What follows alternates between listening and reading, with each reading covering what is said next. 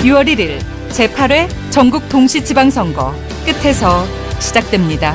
아름다운 선거, 행복한 대한민국. 네, 이번 선거에서 가장 극적인 승부가 펼쳐진 곳은 선거 전부터 최대 격전지로 꼽혔던 경기도입니다. 개표 시작 이후 중후반까지는 국민의힘 김은혜 후보가 앞서갔는데 한 5시 반쯤에 역전에 성공하면서 8,900표 차이 승리를 거뒀습니다.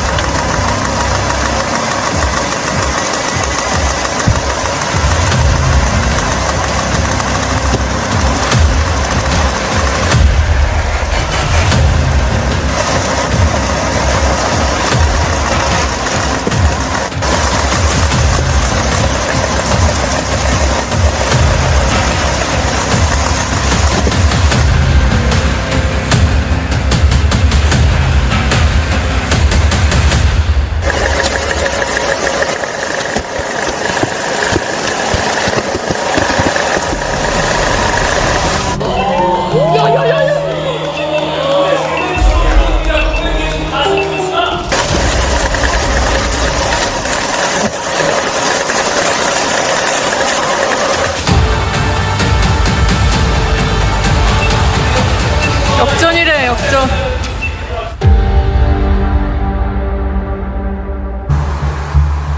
(2020년 4월 16일) 총선 개표가 채 끝나지도 않은 새벽 4시 반, DC 인사이드 우한 갤러리가 갑자기 시끄러워지기 시작했습니다. 선관위가 보유하고 있던 선거용 파일이 대량으로 올라온 겁니다. 이어서 서울, 경기, 인천 지역의 선거 결과가 민주당 63%, 미래통합당 36%로 비슷하다는 분석이 올라왔습니다. 잇따라 여러 종류의 분석들이 줄을 잇습니다.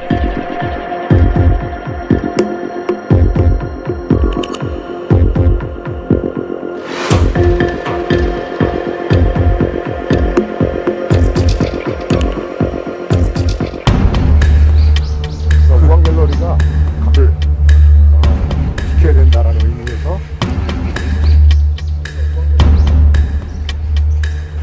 그때 그 선관위가 가지고 있는 엑셀 파일이 네, 굉장히 많이 올라왔다면서요? 전체가 다 올라왔습니다. 그러니까 253개 지역구의 엑셀 파일이 전체가 다 올라왔고요. 그 엑셀 파일만 올라온 게 아니고 서울, 경기, 인천이 사전 투표가 거의 전 지역구가 63대 36, 더불어민주당은 63, 그 당시 미통당이었죠. 미통당은 36 이렇게 올라와서 그거를 숫자가 적혀 있는 건 아닐 거 아니에요. 누가 분석을 했어요? 예, 다 가공해서 그 63대 36이라고. 개표 결과를 올려줬고, 그다음에 거기에 이제 사전 투표하고 당일 투표를 분리해서 득표율을 쭉 이렇게 색을 칠했던 걸로 기억합니다. 그거는 누가 작업을 한 건데? 그러니까 그거는 이제 저희는 선관위 직원이 올린 거 아니면 이 시간에 이런 게 올라올 수도 없고. 그때 그 시간에 그게 나올 수가 없잖아요. 나올 수가 외부 사람들은. 없습니다. 선관위 직원이 올렸을 것 같은데. 예, 자백 같은 거였다. 그러니까 엑셀 파일과 그 전국 253개 지역구에 색이 칠해진 게 올라왔는데 이건 전문가 수준이었습니다. 그러니까 이제 그걸 보고 사람들이 각성을 해서 20분, 30분 단위로 온갖 통계 자료가 다 올라왔습니다. 우한 갤러리에. 그게 많은 사람들 충격을 줬겠네요. 네네. 선관위의 반응이나 이런 건 없었어요? 선관위의 반응은 이제 DC 인사이드의 특징은 선관위 애들 들어오고 경찰 들어오고 다 들어오는 거예요. 누군지 모르니까. 네. 방해 공작을 굉장히 많이 했었죠. 사실 우한 갤러리는 이미 프로듀서 101의 순위 조작을 폭로한 사이트로 유명했기 때문에 이번에는 어떤 폭로인지 관심이 집중됐습니다. 선관위 직원이나 관계자로 추정되는 사람이 개표 다음 날 새벽에 선관위만이 가지고 있는 엑셀 파일을 공개했습니다. 왜 그랬을까? 부정선거의 비밀을 세상에 알리기 위해서일까요? 우한 갤러리에서 시작된 부정선거 논란은 급속히 퍼지기 시작합니다. 과연 부정선거가 있었을까? 2020년 총선에서부터 본격적으로 부정선거 논란이 시작됐습니다. 21대 총선, 2024년 22대 총선, 교육감 선거, 강서구청장 선거, 그리고 가장 최근의 강북구청장 선거, 심지어 윤석열 대통령이 당선된 2022년 20대 대선까지 모두 부정선거가 있었다는 겁니다. 좀 더 구체적으로 이야기하면 당일 선거 4, 5일 전에 있은 사전 선거가 조작되었다는 겁니다. 과연 사실일까? 엄청나게 중요한 우리가 공병호 박사가 운영하는 유튜브 채널에 주목한 이유는 부정선거를 폭로하는 내용이 아주 구체적이기 때문입니다. 문재인 대통령이 당선된 2017년 대선부터 20년 총선, 22년 대선, 24년 총선에 이르기까지 사전 선거의 투표자 수가 부풀려졌다는 것입니다. 209만, 279만 8천 명 등 숫자도 구체적으로 언급됩니다. 심지어 작년 총선에서 낙선되었어야 하는데 당선되었다는 국회의원 53명의 실명까지 거론됩니다. 고민정이 9,188표로 패배한 선거입니다. 오신환이 이겼죠. 10,000표 정도 차이로 9,188표로 13,203표를 집어넣어 가지고 고민정이 9,188표를 패배했는데 4,015표로 승리한 후보로 만든 겁니다. 구체적으로 되면서 당신은 떠들 사람이 붙었다 이렇게 하는데 명예훼손이나 이런 소송이 없다는 게 어마어마하게 상세하게 공개를 되지 않습니까? 네네. 2024년 총선에서는 최소 53명에서 57명의 지역구 의석수를 훔쳤고 그다음에 비례대표 세석까지 합치게 되면은 최대 60석 정도를 민주당이 국힘당 몫을 가져갔다. 낙선인데 당선되었다는 국회의원 53명의 실명도 지역구 명과 함께 공개됐습니다.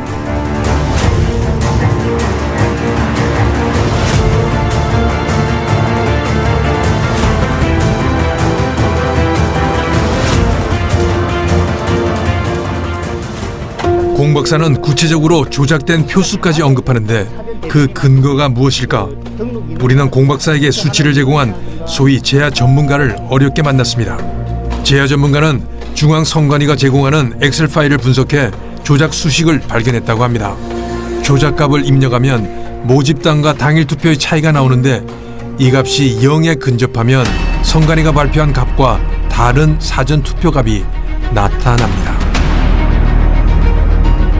종로구의 경우 민주당 후보는 선관위 발표 58%의 사전투표 득표율이 40%로 떨어집니다. 반면 국민의힘은 올라갑니다. 조작이 왜 사가 나왔는데 조작이라고 얘기하는 거냐 하면요. 서울 전체에 구가 몇 개냐면 총 48개입니다. 그죠? 네. 국회의원 선수가 48개의 사를 다 포함하면 똑같은 결과가 나와요. 서울은 예, 그러니까 어떤 규칙이 있는데 규칙이 맞아 들어가면 무작위수를 갖고 선거를 했는데 규칙이 맞아 들어가면 그죠? 부정이 있다는 겁니다. 조작값에 따라 가짜로 투입된 표의 숫자가 결정되는데 서울의 경우 조작값 4를 입력하면 48개 선거구의 실제 사전선거 득표율이 나타난다는 것입니다. 조작값 4의 경우 진짜 투표자 3명당 1명의 가짜 투표자가 투입된다고 합니다.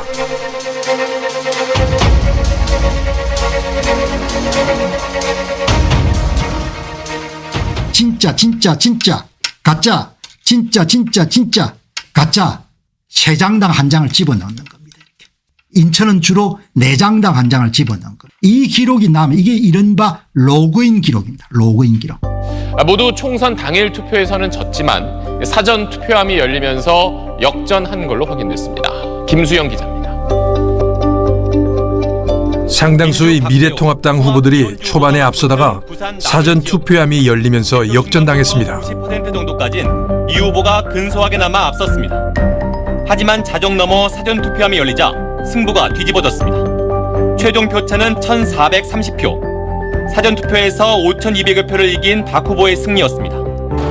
인천 연수울에서 통합당 민경욱 후보를 꺾은 민주당 정일영 후보는 사전 투표에서 6,000표 넘게 더 얻으면서 승리했고 우리는 20대 총선에서 당일 선거는 이기고도 사전 선거에서 패배한 인천 연수을 민경욱 전 의원을 만났습니다.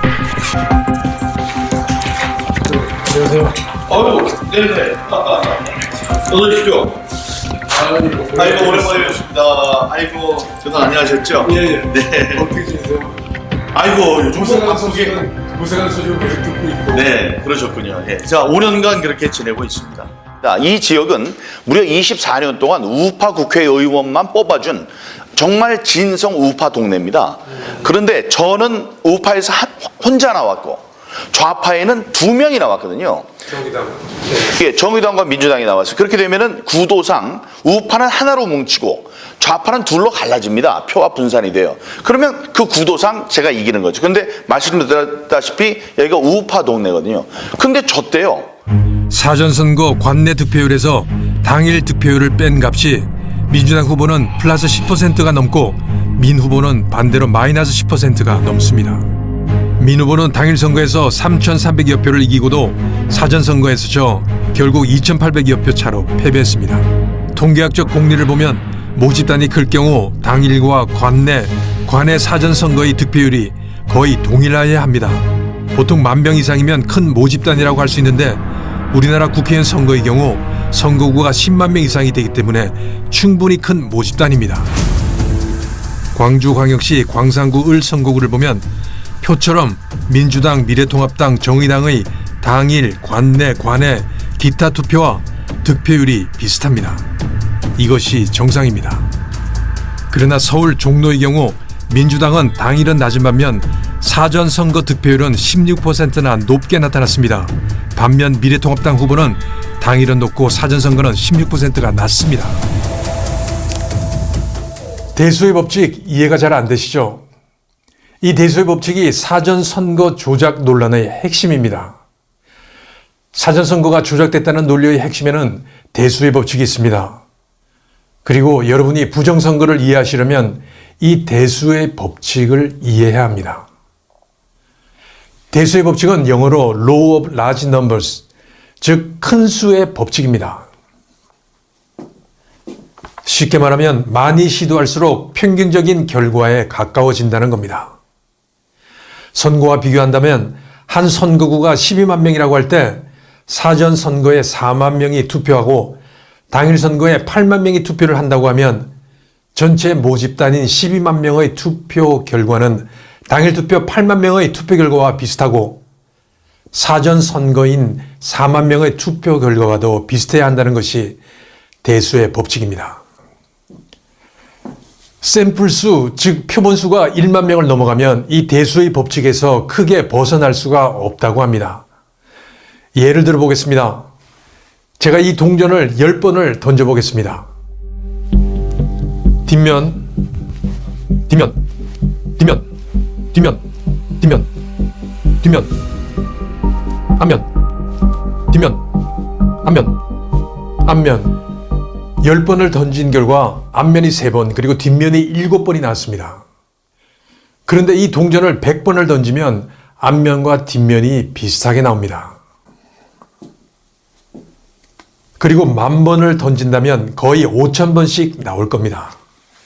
이것이 대수의 법칙입니다. 많이 할수록 전체 평균 값에 가까워지는 것. 따라서 12만 명 정도가 투표를 하는 국회의원 선거는 당일 투표의 결과와 사전 투표의 결과가 거의 비슷하게 나오는 게 맞습니다. 그런데 선거가 동전 던지기나 주사위 던지기와는 다른 현실 세계이다 보니 결과가 다를 수 있다고 주장할 수 있습니다. 그럴 수 있습니다. 그러나 정도의 차이입니다. 당일 선거와 사전 선거일 사이 4, 5일 동안 큰 정치적 사건이 터졌거나 당일 선거와 사전 선거의 표본 구성이 다르든지 하면 차이가 날 수도 있습니다. 그러나 두 경우 다 제가 말하는 선거에는 해당되지 않습니다. 문제는 선거 결과가 대수의 법칙과는 터무니없이 다르게 나왔다는 겁니다. 이해할 수 없는 결과가 전국 곳곳에서 나타났습니다. 21대 총선 서울 48개 선거구 모두에서 사전선거 득표율 마이너스 당일 득표율에서 민주당이 10% 이상 앞섭니다.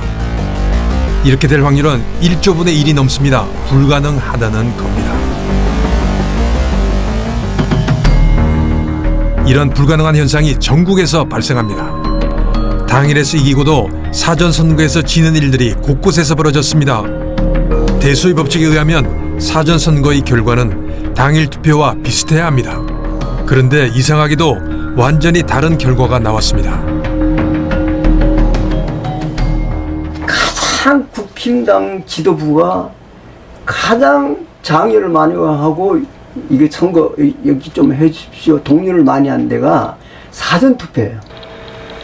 예를 들면 하루때 윤석열 대통령 부부, 한동훈 대표. 사전투표하면 진다. 국민의힘은 국민들에게 사전선거 참여를 적극적으로 독려했습니다. 그러나 그 결과는 참혹했습니다. 우리가 된다. 여러분 사전투표에 나서 주십시오. 왜냐하면 우리 선량하게 법 지키는 사람들이 그런 범죄자들에게 이길 거라는 기세를 출정식으로서 보여줘야 합니다. 한동훈 그때 비대위원장 그리고 254명의 국회의원들이 다 가서 사진을 찍었어요. 윤석열 대통령 아마 뭐 부산에 찍은지 모르겠고 뭐 아마 딴 찍었어요. 그분들이 다 하고 그때 구름대 같이 모였던 사람들, 한동훈 지지한다고 다 모였던 그 국힘당 지지했던 사람들한테 한동훈 씨와 윤석열 씨가 사전에서 이겨야 된다고 다 엄청나게 동료하고 캠페인을 벌였어요. 그럼 결과가 어떤지 한번 내가 이야기해 볼까요? 네. 22대 총선에서요, 서울 지역을 내가 볼게요. 어디가 몇 명이 이겼는지 내가 볼게요. 서울 지역만 따지면 더불어민주당이 20명을 48개 선거구에서 20명이 당선이 됐어요. 투표에서 당일 투표에서. 국힘당 28명이 당선된 거예요. 당일 투표는? 네, 당일 투표. 근데 관 내로 가게 되면 얼마가 더불당이 올라가냐면 43명으로 올라가요. 국힘당은 몇 명으로 가냐면 5명뿐이 못 붙어요. 그럼 이게 뭐냐 그러면 거의 6분의 1로 줄어요. 관외로 가볼까요? 더불어민주당은 45명 이겨요. 국힘당이 이긴 게 3명뿐이 안 돼요. 그럼 국외로 가봐요. 더불어민주당은 48개 선거구에서 47개 선거구가 이겨요. 전국 3,551개의 선거동에서 민주당은 100% 가까이 플러스를 기록했습니다. 기적과 같은 일이 벌어진 겁니다.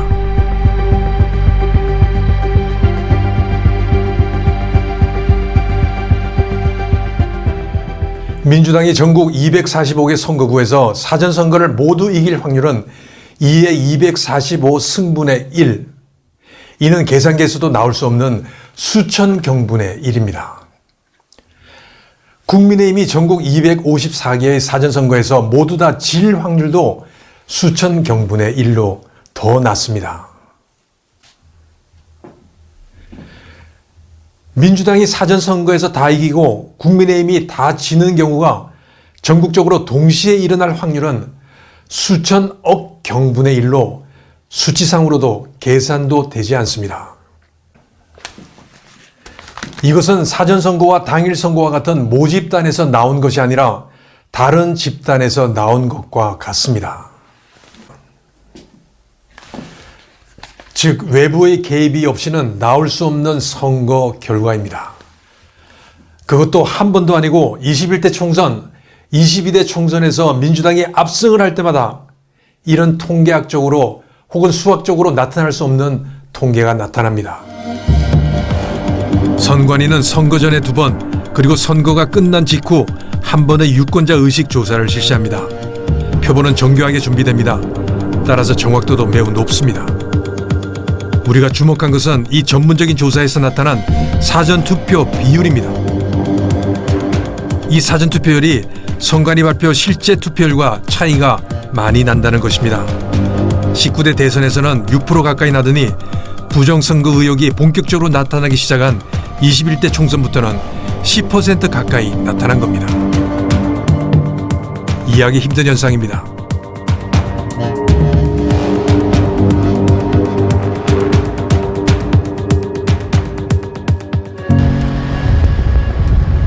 젊은 공학 박사에게 이런 이상한 현상에 대한 설명을 부탁했습니다. 이게 저도 이런 거 하는 게 상당히 부담스럽거든요. 근데 이게 이렇게 하는 이유가 다음이 없을 것 같아서 이렇게 저도 할 수 있는 거를 좀 해보는 거예요. 저도 이렇게 해서 이득이 없는 게 아무것도 없고 너무 부담스럽기도 하고 개인적으로.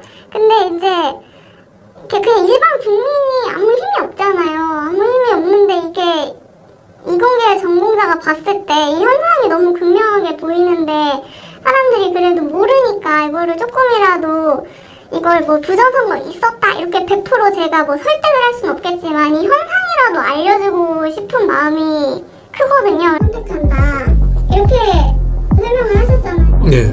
뭐 그러니까 그 얘기 자체는 의지적으로 사전과 당일을 선택을 하겠죠. 근데 이 80% 정도까지 높게 의지적으로 사전을 선택하려는 민주당 지지자가 무슨 그렇게 할 만한 사건이나 이슈가 있었어야 되잖아요. 그게 차이는. 이 공학도는 사태의 심각성을 알리기 위해 도표까지 준비해 왔습니다. 현상이 생긴 건데 이때 이제 20대 총선은 그나마 사전과 당일 득표율이 비슷했습니다. 물론 이때도 조작의 조짐이 있었다고 합니다. 그러나 21대는 민주당의 사전선거 득표율이 급상승합니다. 그리고 그 기조는 22대에서도 유지됩니다. 하지도 않았어요.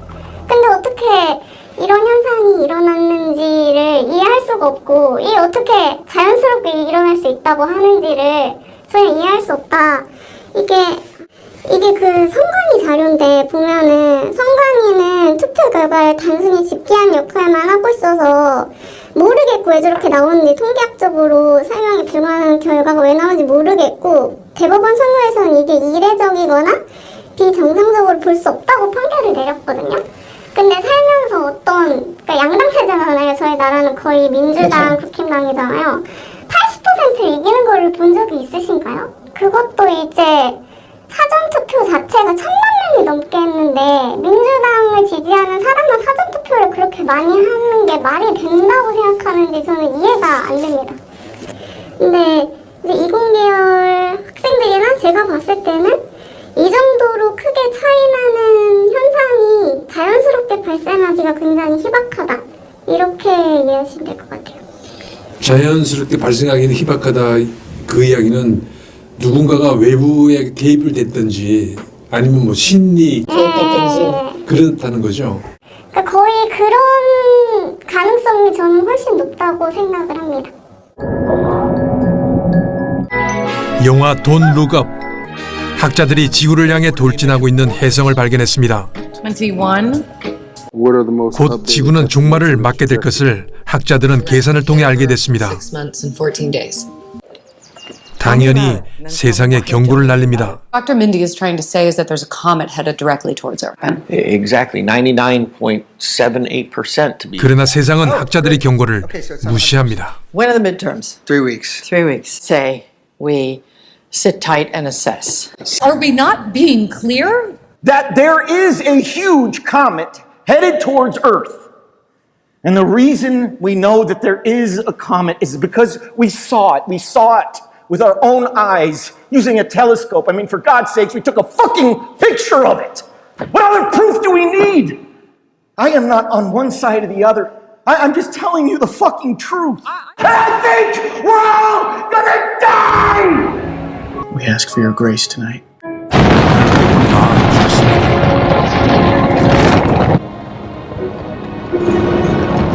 디카프리오의 우리 모두 죽습니다. 제 말 좀 들어주세요라는 울부짖음이 가슴을 때립니다. 대한민국의 지금 상황과 흡사합니다. 학자들이 외부 개입이 없이는 이런 통계는 절대로 나올 수 없다고 말하는데도 심지어 총선에서 패배한 국민의힘 의원들조차도 선거 결과가 문제가 있다는 사실을 믿지 않고 있습니다. 좀 전에 젊은 공학 박사는 이런 상황이 너무나 답답하다고 말했습니다. 선관위가 내놓은 자료를 가지고 고등학교 정도의 수학 실력만 있으면 너무나 쉽게 분석할 수 있는 통계인데 이게 아무 문제가 없다고 말하는 선관위는 도대체 어떤 기관이냐고 묻습니다. 선관위는 대소의 법칙에 대해 자신들은 선거를 관리하는 기관이라 이해할 수 없는 결과가 나와도 관련이 없다고 했습니다. 그리고 이번에는 대학 교수를 앞세운 영상을 만들어 현란한 말솜씨로 국민들을 헷갈리게 하고 있습니다. 선관위 대소의 법칙 반박 영상입니다. 지역구 평균 유권자 수가 10만 명이 넘는 제22대 총선에서 사전투표와 본투표 결과가 크게 차이가 나는 것은 통계학상 대소의 법칙의 어긋남으로 부정선거라는 의혹. 대수의 법칙이 적용되는 조건은 가장 중요한 거는 이제 결국은 무작위성이거든요. 무작위 추출인데 사전 투표나 당일 투표 이 두 개 그룹을 우리가 비교를 해봤을 때 무작위로 그렇게 나누어지느냐 하면은 무작위로 절대로 나누어지지 않는다는 거죠. 왜냐하면은 이 사람이 자기가 결정을 해서 가는 거지 자기가 무작위로 추출되는 거는 아니라는 거죠. 이걸 이제 같다고 계속 주장을 하시는 거는 이건 마치 우리 투표를 하러 가는 사람들이 사전 투표를 오늘 하러 갈까 아니면 내가 당일날 투표를 할까 이걸 이제 랜덤하게 주사위를 던지거나 동전을 던져서 그걸 결정을 하는 거랑 마찬가지인데 사전 투표를 하신 분들과 당일 투표를 하신 분들 이 두 개의 그룹이 만약에 무작위적이라면은 모든 종류의 성향에 있어서 다 동일해야 되고 정치적 성향도 동일해야 된다. 선거라고 하는 게 이게 주머니에서 구슬을 무작위로 뽑는 것 같이 그렇게 생각을 하시는 건데 선거라는 거는 절대로 그렇지 않습니다. 사람들이 의식적인 판단을 내리는 거고. 그분이 무작위성에 대해서 조금 이해를 잘못하고 계시거나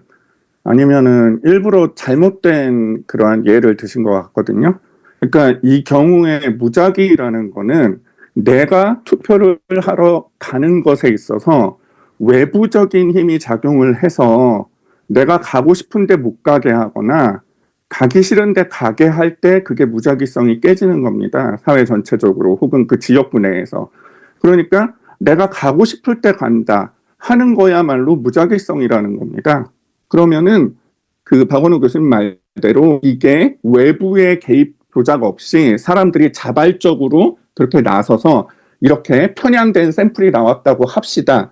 그러면은 이게 중심극한 정리에 따른 그 정규 분포에서 당일 투표와 얼마나 차이가 나는 샘플인지를 우리가 확인을 할 수 있다는 겁니다. Z-value라는 값으로. 예. 그래서 만약에 그렇게 나온 사전선거 투표 값이 Z-value 값의 그러니까 당일 투표와 비교해서 Z-value 값의 2의 범위 안에 있다면은 그거는 그 두 개가 비슷한 거고 2의 범위 밖에 있다면은 그게 95% 신뢰 확률로 이거는 두 개가 다른 모집단에서 나왔다. 그러니까 대소의 법칙이 깨졌다라고 얘기할 수가 있는 겁니다. 그런데 종로구의 경우에 이낙연 후보하고 황교안 후보하고 그 민주당의 이낙연 후보의 총 득표율이 57.6%인가 9%가 그렇게 나왔죠. 근데 사전투표 득표율이 66%가 나왔습니다. 그러니까 이 두 개가 같은 모집단에서 나왔을 거라고 하는 것을 계산하는 지밸류 값이 얼마가 나오냐면요. 39.5라는 값이 나옵니다. 그러면은 지밸류가 39.5라는 확률은 지구 탄생, 그러니까 우주가 138억 년 전에 탄생하지 않았습니까?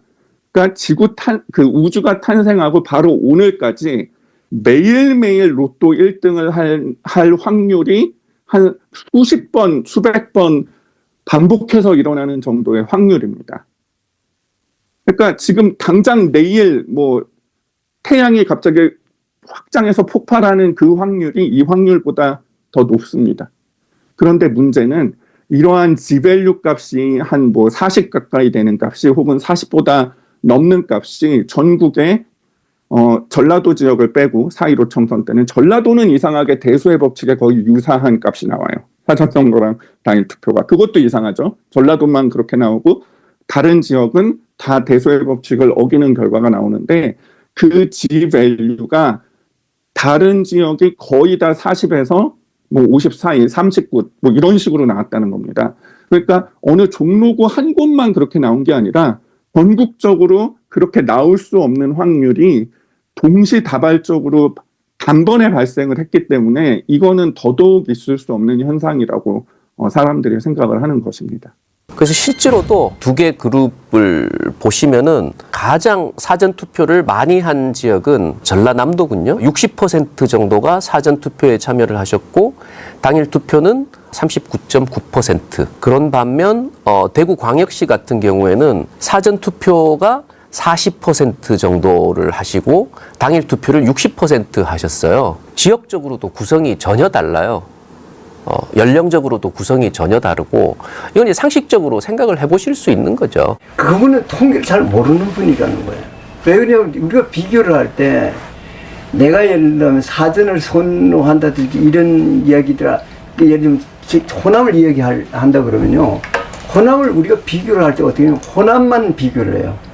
그게 예를 들면 서울이나 경기로 비교할 필요가 없어요. 그리고 또 하나는 뭐냐 그러면요, 당일을 많이 하든 사전을 많이 하든 관계없고 어떻게 하냐면 같은 후보, 내가 예를 들면 민주당을 찍는 사람이 당일에 찍는 그 비율, 작게 가더라도 그 비율이 얼마냐, 관내에서 잡는 비율, 같은 후보를 비교를 하는 거예요. 그래서 예를 들자면은 사전투표를 신뢰하지 않는 분들 같은 경우에는 사전투표를 안 하셨을 거예요. 그런 분들이. 근데 그런 분들이 이를테면 특정 정당을 더 많이 지지한다고 생각을 해보세요. 그러면은 당연히 사전투표를 한 분들과 당일투표를 한 분들 사이에서 정당 지지가 당연히 차이가 나게 되는 거 아닙니까? 그래서 두 개의 그룹이 같다는 말씀은 저는 전적으로 기각할 수 있다고 생각합니다. 아무것도 보시면은 이제 그냥 그럴 수 있다는 거지, 그걸 데이터 가지고 뭐 증명을 해준 게 아니거든요. 그러니까 뭐 그럴 수 있다, 그런 일이 발생하면 그럴 수 있다, 그냥 되게 정확한 데이터 가지고 증명을 한 게 아니라 이제 추측을 하는 식의 어떤 변명을 하는 거라고 보여집니다. 네. 독립적이지 않다, 이건 어떻게 생각하세요? 그러니까 독립적이어야 되는데. 그러니까 독립적이어야 된다기보다 일반적으로 그렇다는 거예요. 그러니까 사전하고 당일 투표를 선택할 때 사람들이 이제 뭐 그때 일정이나 아니면은 뭐 선거날 놀러 가고 싶거나 이러면은 그때 우연한 어떤 생각이나 사건에 따라서 사전 당일을 선택하지, 내가 민주당을 지지한다고 해서 뭐 사전을 해야겠다거나 아니면은 뭐 당일에 해야겠다거나 이런 경향이 실제 데이터상에서 크게 없다, 선거 케이스에 대해서. 근데 이제 그 경향이 21하고 22에서 아주 극명하게 생겼는데, 사전선거에서 민주당이 모든 선거구 중에 8%를 이길 정도로 생겼는데, 근데 그게 인위적일 확률이 훨씬 높다는 거죠. 외부에서 개입됐을 가능성이. 네. 그러니까 그렇게 생길 수가 없잖아요.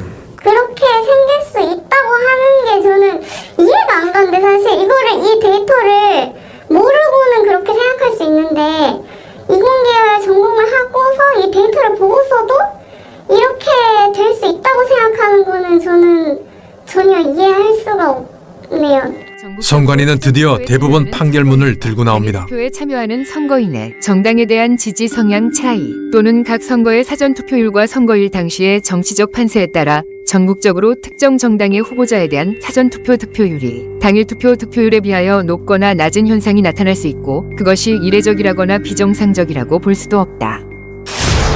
그러면서 대수의 법칙은 사전투표와 당일 투표 결과에 적용되기 어렵다고 결론을 내립니다.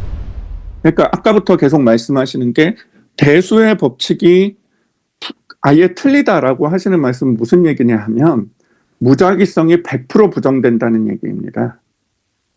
그 얘기는 그 자체로 부정선거가 일어났다는 뜻이나 마찬가지입니다. 대수의 법칙이 적용되지 않는다. 그 얘기는 부정선거가 일어났다는 얘기랑 같은 말이라는 얘기입니다. 왜냐하면 무작위성이 외부에 의해서 깨졌다는 얘기 아닙니까? 100%.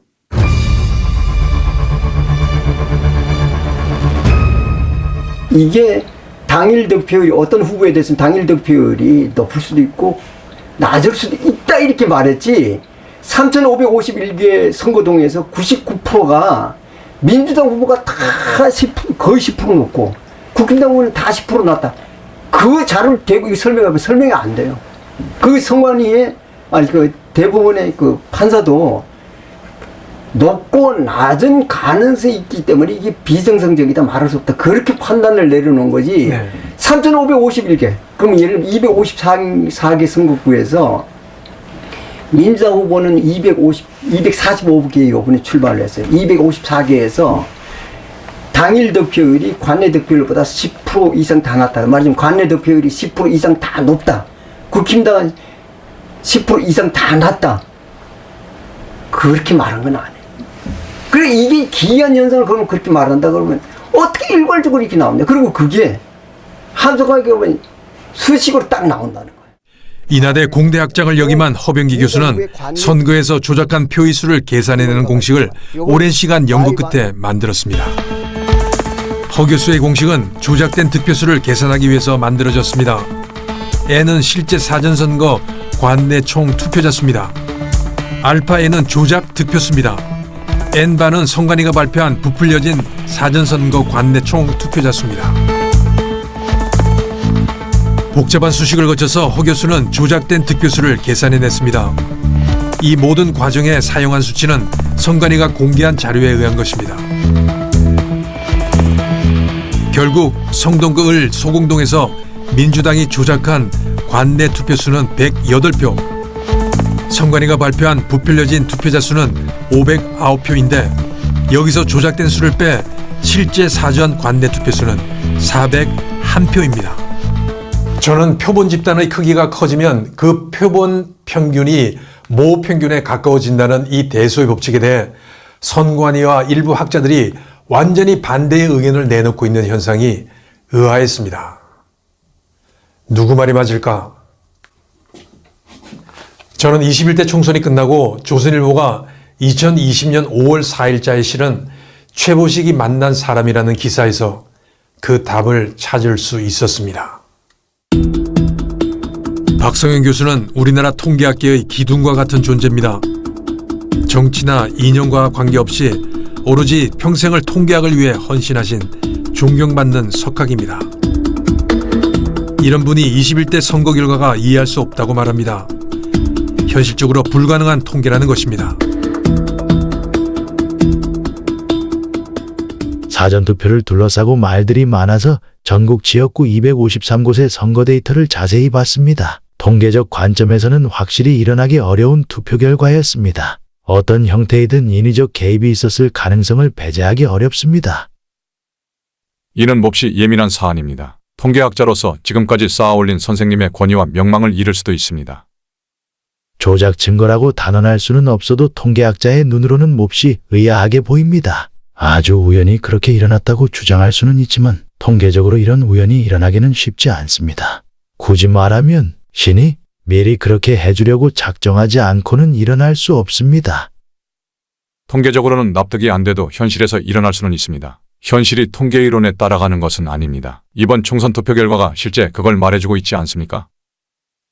현실을 반영해온 결과가 통계입니다. 가령 서울은 강남, 강북 등 지역 특성이 있고 후보 경쟁력이 달라 지지도가 다양하게 나오는 것이 정상입니다. 이번에는 서울 선거구 49곳에서 모두 민주당의 사전투표 득표율이 당일 득표율보다 평균 12%가 높았습니다. 선거구별 표준 편차도 2.4%로 거의 동일한 패턴을 보였습니다. 코로나 대응을 위해 정부 여당의 힘을 실어줘야 한다는 바람이 불었으면 이렇게 나올 수도 있지 않나요? 더 세부적으로 서울의 424개 동단위에서도 한 곳 예외 없이 민주당의 사전투표 득표율이 당일 득표율보다 높았습니다. 동별로 특색이 있는데도 일률적인 결과가 도출됐습니다. 통계적으로 도저히 발생하기 어려운 것입니다. 먹구름이 한반도 하늘을 덮을 때 전국적으로 비가 동시에 올 확률은 100%라고 주장하는 학자도 있습니다. 먹구름은 민심을 비유하는 것인데. 그렇게 주장할 수 있습니다. 하지만 당일 투표에서 민주당 45.6%, 통합당 46%였습니다. 당일 투표 결과로는 민주당 123명, 통합당 124명, 무소속 5명, 정의당 1명입니다. 그런 민심이 사전투표함을 열자 민주당 163석, 통합당 84석으로 바뀌었습니다. 사전투표에서 현 정권을 지지하는 민심이 먹구름처럼 뒤덮였다고 가정합시다. 그러면 4, 5일 뒤 당일 투표에서는 갑자기 왜 이런 민심이 바뀌었을까? 설명이 안 되는 것입니다.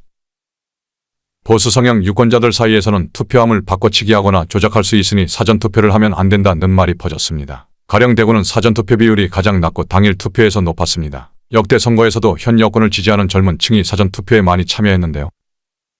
이번 사전투표에는 60대 이상이 30.8%로 가장 많이 참여했습니다. 다음으로 50대가 21.9%였습니다. 50대 이상을 합치면 52.7%로 젊은 층보다 사전투표에 더 많이 나왔습니다. 50대 이상의 전반적인 표심이 바뀌었다고 볼 수는 없지 않은가요?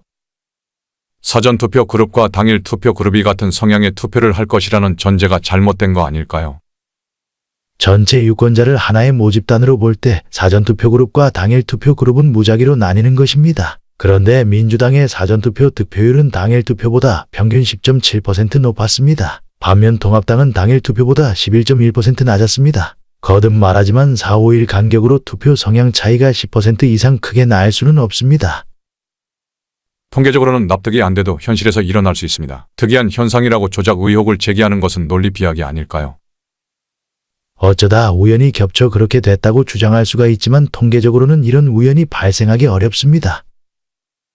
개표 전 과정이 CCTV에 찍혀있고 전자개표기는 외부통신망과 단절된 컴퓨터입니다. 개표장에서는 개표사무원, 각 당 참관인들이 2중 3중으로 검표를 하고 집계된 표수는 중앙선관위의 전용망을 통해 서버에 입력됩니다. 폐쇄회로이기 때문에 외부에서의 해킹은 불가능합니다. 이런 현장을 이해하면 전자개표기나 서버에 칩을 심거나 프로그램을 조작했다거나 사전투표용지의 QR코드가 개인정보를 기록했다는 등의 설은 현실성이 떨어지지 않을까요?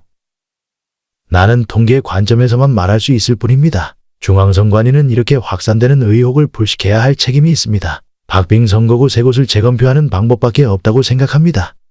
박성현 교수는 이 문제를 해결할 수 있는 방법은 선관위가 가지고 있다고 했습니다. 선관위에게 공을 넘긴 겁니다. 저는 박 교수께 인터뷰를 요청했지만 박 교수는 21대 총선 이후에는 더 이상 연구를 하지 않는다며 정중히 거절했습니다. 제가 물었습니다. 혹시 당시 인터뷰 내용에 수정을 하거나 덧붙이고 싶은 말씀은 없으신지? 박 교수는 네, 2020년 인터뷰한 내용은 그대로입니다. 수정이 필요한 부분은 없습니다라고 답했습니다. 통계학계의 최고 거두인 박성현 교수는 21대 선거 결과를 신이 미리 그렇게 해주려고 작정하지 않고는 일어날 수 없다고 말했습니다. 불가능하다는 겁니다. 문제는 그런 불가능한 선거 결과가 22대 총선에서도 일어났다는 겁니다. 신이 이번에도 민주당이 절대 다수의 의석을 차지하도록 미리 작정을 한 것입니다.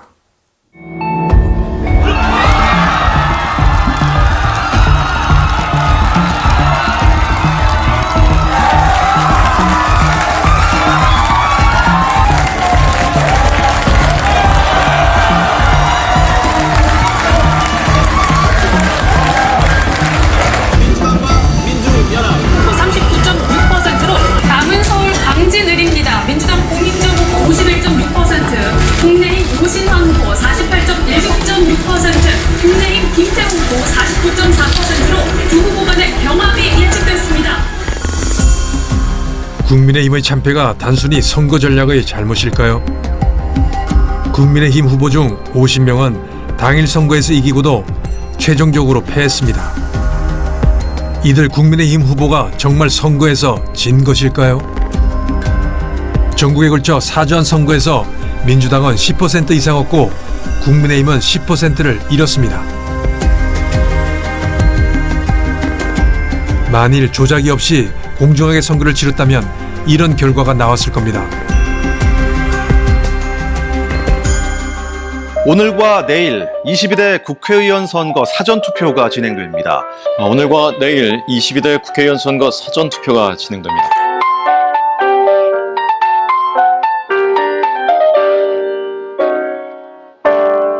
사전투표가 역대 최고치를 기록했는데 총선에서 사전투표율이 30%를 넘긴 건 이번이 처음입니다.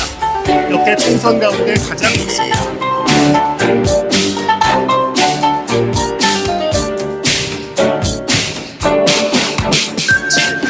6, 5, 4, 3, 2, 1. 네, 더불어민주당과 더불어민주연합이 최소 184석에서 최대 197석을 차지할 것으로 예측됐습니다. 민주당의 원내 과반은 물론 압승을 예상합니다. 역대 최고를 기록한 사전투표율이 한몫했습니다.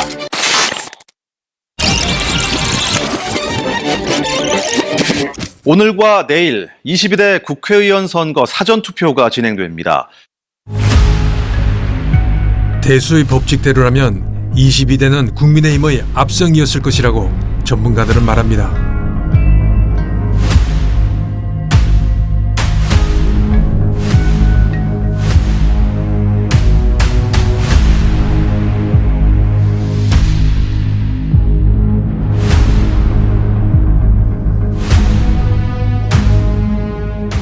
제가 학술적인 측면에서만 보면 이건 기획됐다는 거예요.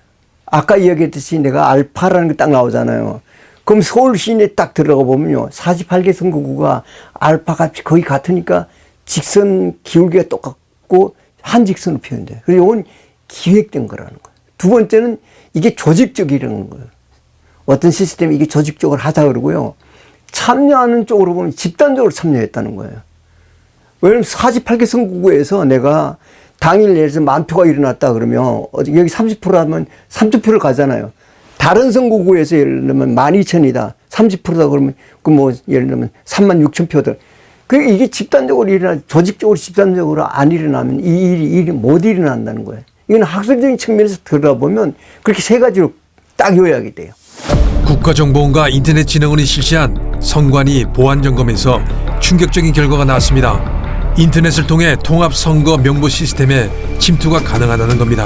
사전투표한 인원을 투표하지 않은 사람으로 표시하거나 사전에 투표하지 않은 사람을 투표한 것처럼 표시할 수 있었다고 합니다. 그 당시에 보시기에 어느 부분이 가장 취약했어요?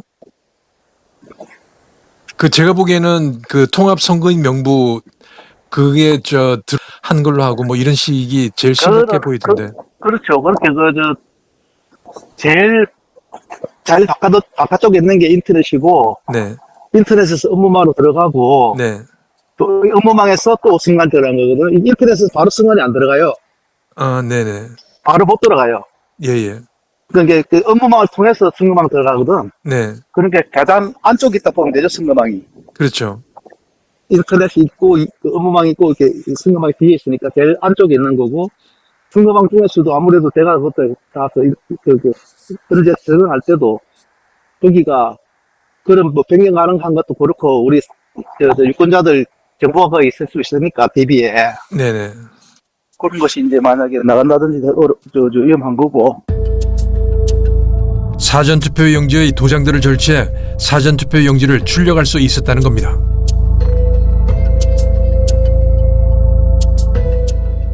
가장 중요한 것은 청인, 사인 이런 것이 일반적으로 철취할 수 있는 상황이다. 굉장히 취약하다.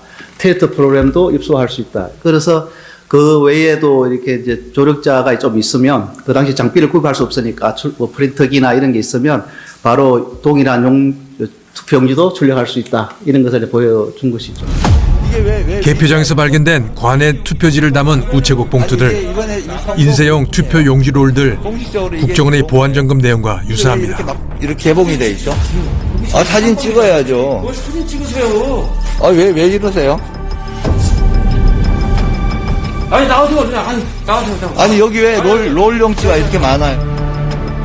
국정원 보안점검처럼 선관위 청인과 투표관리관 도장이 무단 도용되면 새 투표지로 둔갑할 위험이 있습니다. 보니까 거의 해커 마음대로 할 수 있었던 것 같더라고요. 들어가면 뭐 마음대로 하는 거죠. 뭐 들어가면 그렇게 점검에서는 들어갔으니까 네. 그래서 취약하다는 내가 말씀드린 거고, 그래서 그런 보안 시스템을 다 조치를 해야 되는데 네. 보안 조치가 됐는지 안 됐는지는 제가 모르죠. 우리는 탈북한 북한 해커를 어렵게 만났습니다. 우리 선관위의 보안 상태에 대해 어떻게 생각할까? 솔직히 말해서 국정원이 뚫었으면 북한은 더 잘 뚫을 수 있어요. 그걸로 뭐 말이 끝난 거예요. 국정원에서 자체 점검 핸들 뚫렸으면은 북한이 뚫으자고는 국정원에 한 번 넣어봤잖아요. 그런데 한 번 넣어봤는데 뚫렸으면 북한은 매일 얼마나 수십 수백 차례 공격을 하겠어요. 그럼 북한은 이미 쉽게 넘어갔고 패스워드까지 그렇게 했다는 건 진짜 이건 불감증인데 심각한 불감증이죠. 우리가 너무 지금 이 북한 앞에서 저는 너무 한국 사람들이 안이한 것 같아요. 한다면 어떤 식으로 해요? 이게 뭐 망이 선관위만 해도 망이 여러 개가 있는데 서로 차단돼 있다고 하던데. 그게 저는 이해가 안 돼요. 그 사람들의 설명이요. 망이 서로 차단이 됐으면 보안정보 때 뚫렸잖아요. 네. 그럼 말 안 되잖아요. 그러면 문은 없는데 도적은 들었다는 거예요. 그걸 어떻게 설명할 거예요? 그러니까 이 사람들은 지금 설명을 이 사람들도 모순인 게요. 그 망이 연결이 안 돼 있다라는 것이 원래 물리적으로 연결돼 있다가 뭐 방화벽이라든지 아니면 이제 그 여러 가지 보안 그 프로그램이 작동해서 막았다는 건지. 그런데 그 시스템하고 그 선거 시스템하고 이제 내부망하고 연결이 안 돼 있으면 그게 업무가 될까요? 업무하려면 어쨌든 수도꼭지를 열었다가 닫을 수도 있잖아요. 그럼 북한의 해커들 입장에서는 열을 때 기다릴 수도 있고 아니면 이 내부망까지 들어갔다가 선거망에는 대기하고 있다가 열렸을 때 들어갈 수도 있고요. 그리고 방화벽이 있다고 해서 못 들어가는 건 절대로 아니죠. 한국의 방화벽 같은 거는 북한이 충분히 학습했습니다. 그 보안 시스템 넘는 거는 북한 입장에서는 그렇게 힘든 일이 아니라고 봐요. 그리고 그것만 넘어서면요. 내부 조작 같은 거는 일단 넘어서서 집안에 들어왔으면은 조작은 충분히 가능하죠. 그거는 이제 전체 시스템을 장악을 안 하더라도 예를 들어서 이제 선거 인원을 이제 조작하거나 아니면 사전 투표 인원을 조작하거나 하는 것은 그 안에 들어가서 데이터가 쌓여진 데만 들어가면 되죠. 그럼 충분히 거기서 빼내갈 수도 있고 그거 가져다가 조작해서 다시 심어놓을 수도 있고 그건 충분히 가능하다고 봅니다. 이틀간의 사전 선거일 줄 서서 신분증을 보여주면 투표용지가 프린트되어 나옵니다.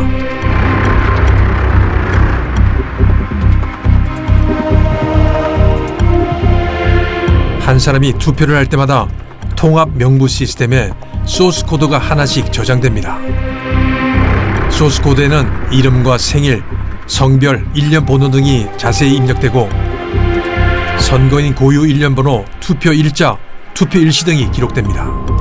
또한 통합 선거인 명부에는 주소, 성명 등이 이미 기록되어 있고 사전 투표를 했는지 여부가 사전 투표 후 기록됩니다. 이런 절차가 투표 기간 내내 반복됩니다.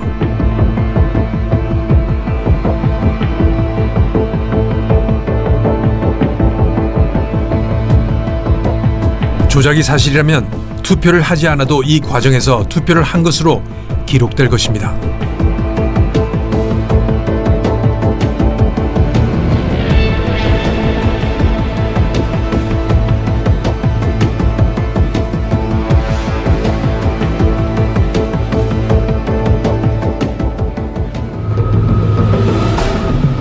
비상계엄령이 선포된 직후인 작년 12월 3일 오후 10시 30분 10여 명의 군인들이 과천 선관위 청사로 들어갔습니다. 이들의 목적지는 바로 저희 제작팀이 선거 부정을 확인하기 위해 선관위에게 공개를 요구하고 있는 통합선거인 명부를 보관하고 있는 서버였습니다. 통합 명부 시스템 서버라고 적혀 있습니다. 중앙선관위 내부 CCTV를 공개한 야당은 이들이 찍어간 서버는 사전투표 명부를 관리하는 시스템이라고 설명했습니다. 계엄군이 중앙선거관리위원회에 들어가서 서버를 촬영했습니다. 그 서버는 사전투표 명부 관리 시스템이라는 것입니다. 조작이 있었다면 사전투표 시스템에 들어가 투표자 수를 부풀린 것이고 그 서버 내에는 이런 소스 코드가 입력되어 있습니다. 한 사람이 투표를 할 때마다 이런 소스 코드가 하나씩 생성됩니다. 그리고 통합선거인 명부에 사전투표자라고 기록이 됩니다. 만일 국정원과 인터넷진흥원의 보안점검의 지적대로 투표를 하지 않았는데 투표를 한 것으로 만든다면 이 명부에 역시 사전투표자라고 기록이 될 겁니다. 따라서 선관위의 통합 명부 시스템에서 선거인 명부를 뽑아 이들이 실제로 투표를 했는지 체크할 수만 있다면 부정선거 여부를 정확히 알아낼 수 있습니다. 이것이 선관위가 서버와 통합선거인 명부를 공개해야 하는 이유입니다. 혹은 공개하지 못하는 이유이기도 하겠죠. 그리고 계엄군이 선관위에 들어간 이유일 것이라고 추측됩니다. 이것이 21대 국회의원 선거 무효소송에서 선관위가 법원에 제출한 통합선거인 명부입니다. 그러나 이름도 주소도 생년월일도 아무것도 없이 그냥 사전 투표자라고 인쇄되어 있습니다. 이것으로 어떻게 투표를 했는지 확인할 수 있겠습니까? 선관위의 오만함에 분노가 치밀어 오릅니다. 우리는 21대 총선 이후 거의 5년 동안 오로지 선관위의 데이터를 분석해 사전선거 설계 공식을 찾아낸 서성국 씨를 만났습니다.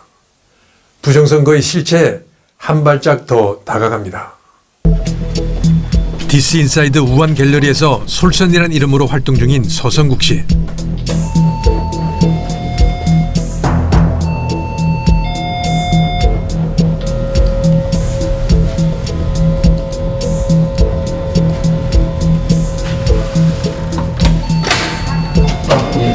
안녕하세요. 어릴 때부터 비상한 머리로 주위를 놀라게 했던 고학력의 오타쿠입니다.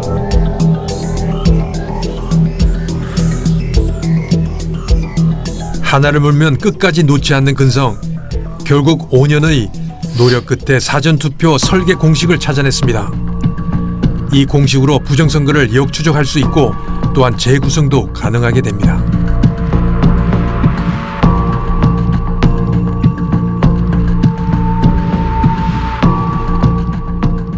이 발견한 공식의 의미를 갖는 것은 하나의 수식과 로직으로 양방향으로 복원이 된다는 겁니다. 사전투표율과 당일투표율 뭐 이런 거를 가지고 선관위 발표한 것도 알 수 있고 실제 사전투표율을 양쪽을 다 찾을 수가 있고 문제는 21대만 아니고 22대도 똑같은 로직으로 똑같이 나온다는 거.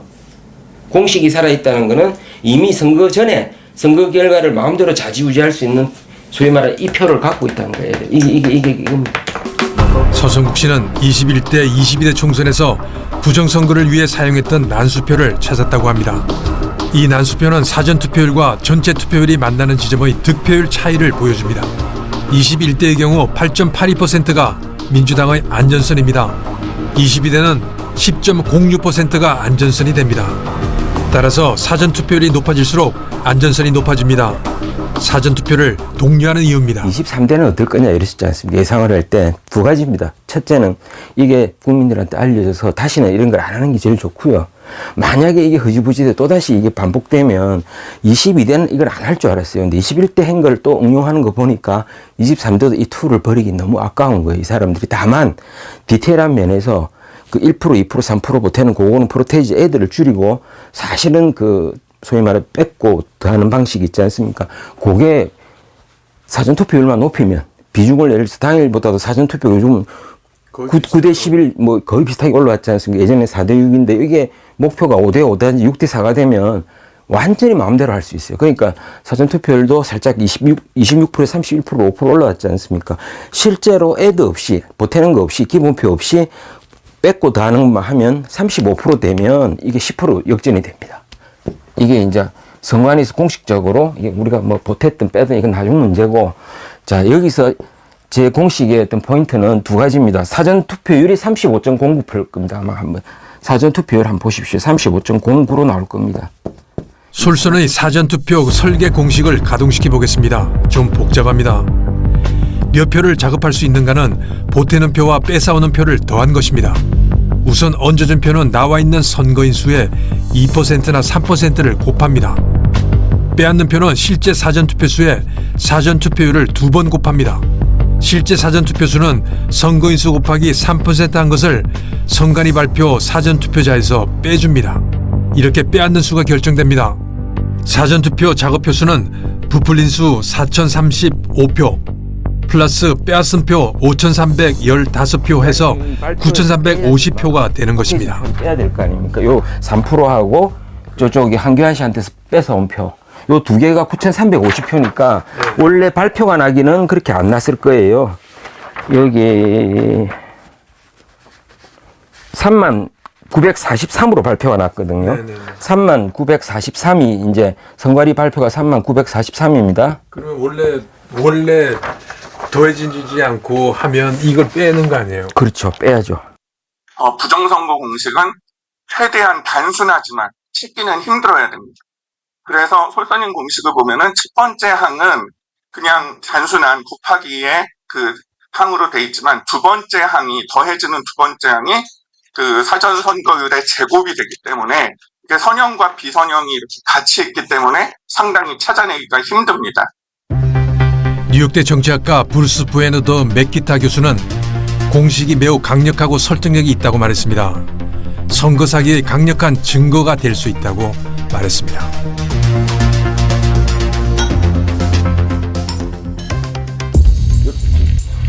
서성국 씨의 공식은 독자적으로 개발한 부정선거 탐지 공식입니다. 부정선거 예측도 가능하다고 합니다. 실제로 투표율 67%밖에 안 됐다니까 10%가 넘었다는 거죠. 지난번에는 실제로 8%밖에 안 넘었죠. 3.15 부정선거에 분노하여 일어난 4.19 혁명을 대학생이 주도하였습니다. 여러분, 4.19 혁명의 이전처럼 정치적이거나 이념적인 시위로만 보이지 않는 부정선거 검증 요구가 급격히 늘어나고 있습니다. 검증하라! 검증하라! 검증하라! 부정선거! 선거관리위원회가 부패와 무능한 조직의 상징으로 여겨지기 시작했습니다. 국민들이 소중하게 행사한 한 표를 작은 실수로 여기는 것이 그 시작입니다. 단순 실수로 판단하고 있다. 단순 실수로 판단하고 있다.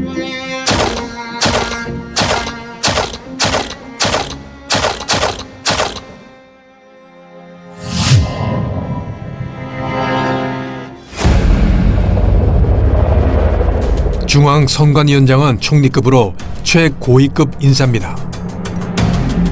상임위원과 사무총장도 장관급으로 정부의 중요한 요직입니다.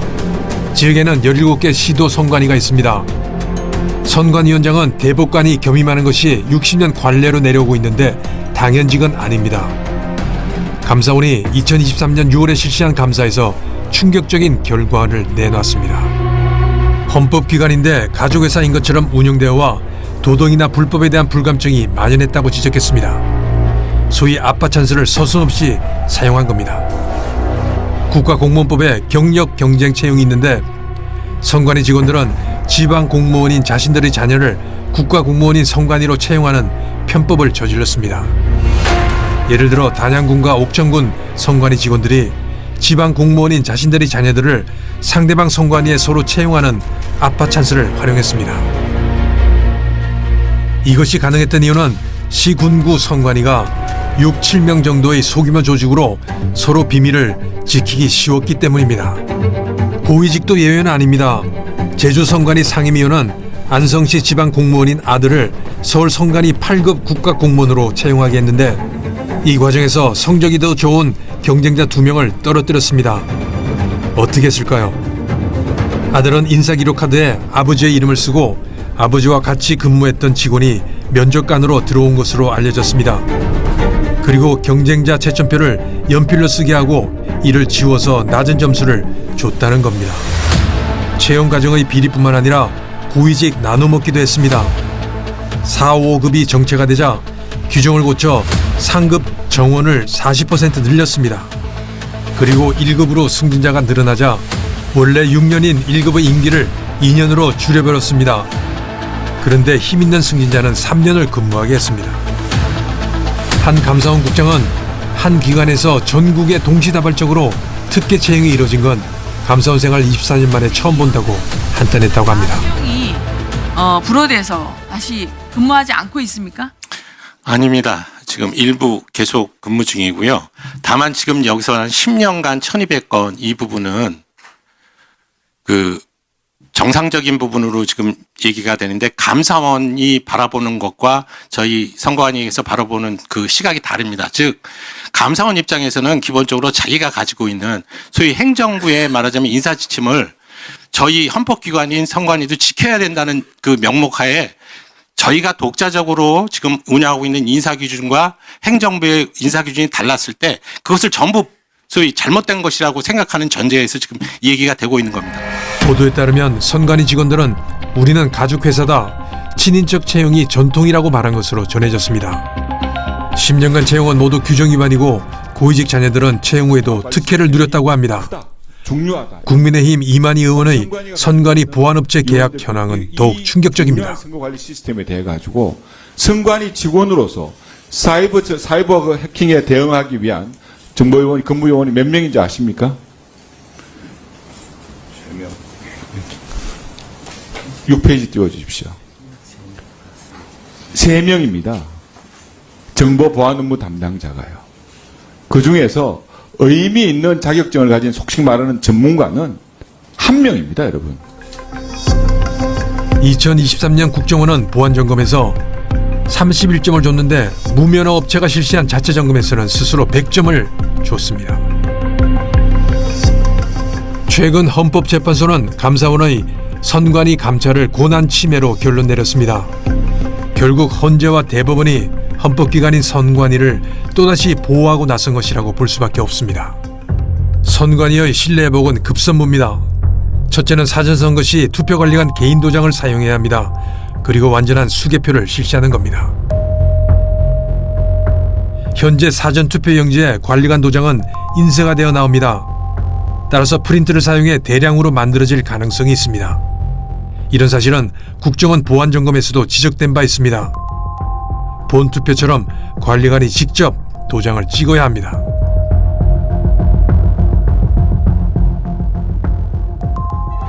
원래 공직선거법은 사전투표 관리관 란에 자신이 도장을 찍도록 정하고 있습니다.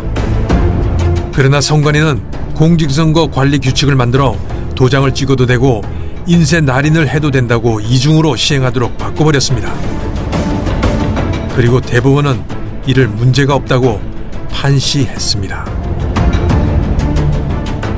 대통령실하고 뭐 행안부 쪽에도 인쇄 날인 막아야 된다라고 얘기를 많이 했거든요.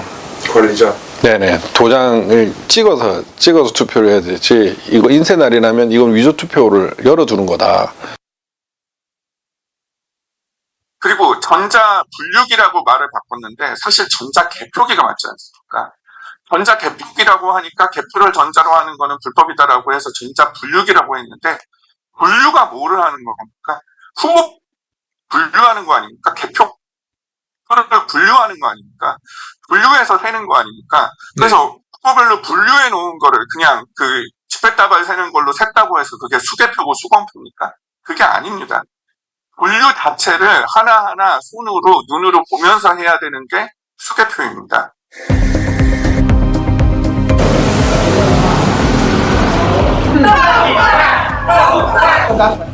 대만은 투개표 시스템에서 전자기기 사용을 철저히 배제하고 있습니다. 중국의 해킹 시도가 끊임없이 계속되어 왔기 때문입니다.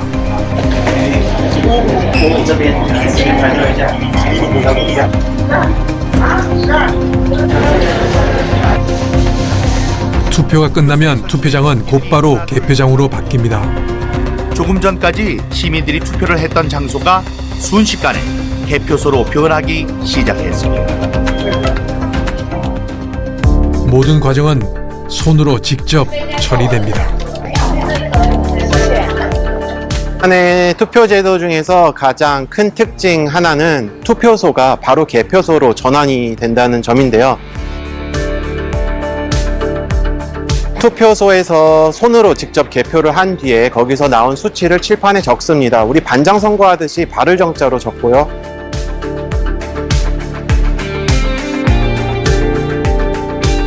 거기에서 다시 집계가 된 뒤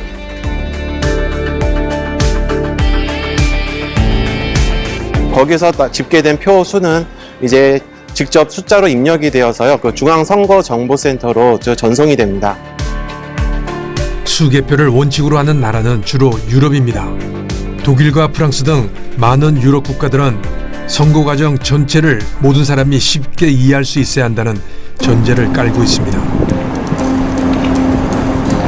우리는 취재를 마무리하면서 최종적으로 중앙선거관리위원회를 찾았습니다. 선관위 실무자들의 허심탄회한 이야기를 듣고 싶었습니다. 네. 투표를 할 경우에 저희 당일 투표는 이제 사인하잖아요. 네, 네. 주소하고 네. 생일이라고 적혀있는데 사인하면 그 옆에 사진 투표한 사람은 이 도장이 찍혀 있더라고요. 사진 투표 했다고 기록이 날짜 네. 이렇게 적혀 있잖아요. 네. 장소 이렇게 적혀 있는데 네. 조작이 됐다면 그 도장이 네. 지금은 비어 있는 안 한 사람은 비어 있는데 네, 네. 그게 찍혀 있을 거 아니에요. 투표했다고 사전 투표자 네, 사했다고 돼 있겠죠. 돼 있죠. 그 부분이 실제 한 것보다 더 많이 찍혀 있고 네. 그리고 거기 있는 사람을 한 군데만 전화를 걸어서 전수조사를 한다든지 하면 이 사람이 실제로 투표했는지 안 했는지를 알 수 있잖아요. 제가 헌재에서 투표자 수를 검증하자는 게 그거 같은데. 네네, 알 수 있어요. 알 수 있죠. 그렇게 하면 알 수 있어요. 그럼 그거를 공개하면 안 되나요? 물론 그것도 똑같이 법적인 똑같은 사항이죠. 예. 저희가 만약에 그 서버를 이제 검증을 하면 공개를 해야 되지 않습니까? 그럼 공개를 하려면 현재 법에 그 정보통신기반보호법이랑 뭐 개인정보보호법, 통신비밀보호법, 공공기관의 정보공개에 관한 법률에서 비공개 대상으로 되어 있어서 저희들이 그냥 공개하자라고 해서 공개를 할 수 있는 사항은 아니에요. 그걸 공개하면 오히려 저희가 처벌을 받는 상황이거든요. 공개할 생각은 있어요? 공개할 생각은 있습니다.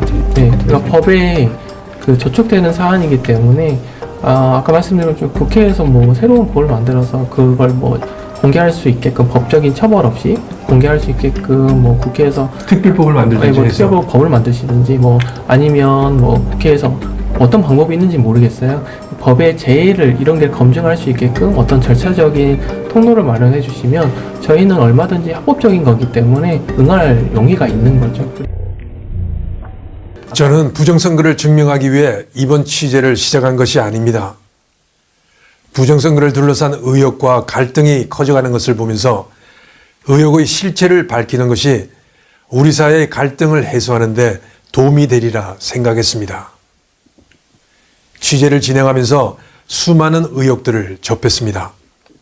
믿기 힘든 의혹도 있었고 거대한 구조의 구체적인 의혹도 있었습니다. 저는 그 가운데 가장 과학적인 성격의 통계학 법칙으로 의문을 풀어보려고 했습니다. 그리고 결국 모든 의혹의 열쇠는 선관위가 가지고 있는 선거용 서버와 통합선거인 명부에 있다는 결론에 이르렀습니다. 저는 이 시점에 선관위가 나서서 우리나라의 민주주의가 건강하고 훼손되지 않았다는 것을 증명해 주기 바랍니다. 선관위가 나서지 않는 한 의혹은 가라앉지 않고 갈등은 계속될 것입니다. 다시 한번 당부드립니다. 선관위는 통합선거인 명부를 공개하십시오. 이 총체적 혼란은 헌법기관이라는 선관위로부터 비롯된 것입니다.